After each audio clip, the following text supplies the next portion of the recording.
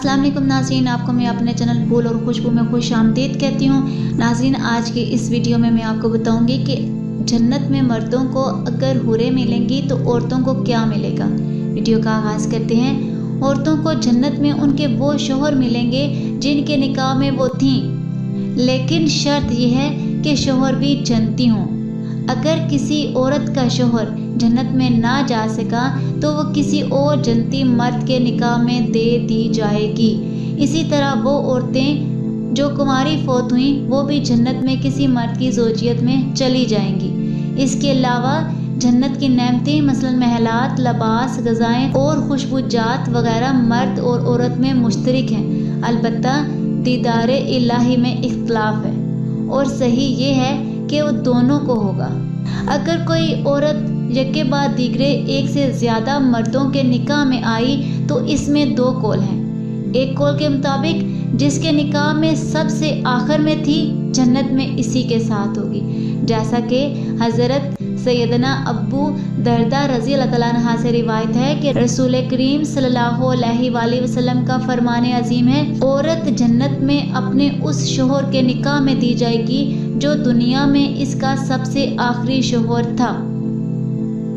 दूसरा कौल ये है कि जिसका इखलाक ज़्यादा अच्छा होगा उसे मिलेगी, जैसा कि उम्मुल मोमिनीन हज़रत सैयदना उम्मे सलमा रज़ी अल्लाह तआला अन्हा ने अर्ज़ की, या रसूलल्लाह सल्लल्लाहु अलैहि वसल्लम, बाज़ औरतें दुनिया में 2, 3 या 4 शोहरों से एक के बाद दीगरे शादी करती हैं, फिर मरने के बाद वो जन्नत में इकट्ठे हों तो वो औरत किस शोहर के लिए होगी। इरशाद फरमाया, उसे इख्तियार दिया जाएगा और जिस खामद का इखलाक दुनिया में सबसे अच्छा होगा उसे इख्तियार करेगी और कहेगी, है मेरे रब, मेरे इस खामद का इखलाक सबसे अच्छा था, लिहाजा इसके साथ मेरा निकाह फरमाए।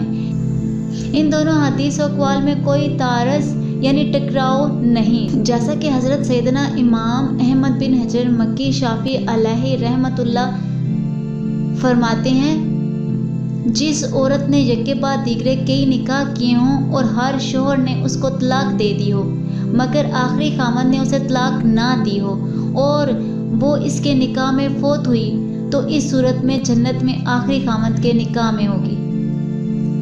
जैसा कि हज़रत सैयदना अबू दरदा रज़ी अल्लाह तआला अन्हा की हदीस में है। दूसरी सूरत यह है, उसने ज़्यादा निकाह किए और हर शोहर ने इसको तलाक दे दी और जब वो फौत हुई तो किसी के निकाह में ना थी तो सिर्फ इसी हालत में उसे इख्तियार दिया जाएगा और जिस खामद का इखलाक दुनिया में सबसे अच्छा होगा वो उसे इख्तियार करेगी।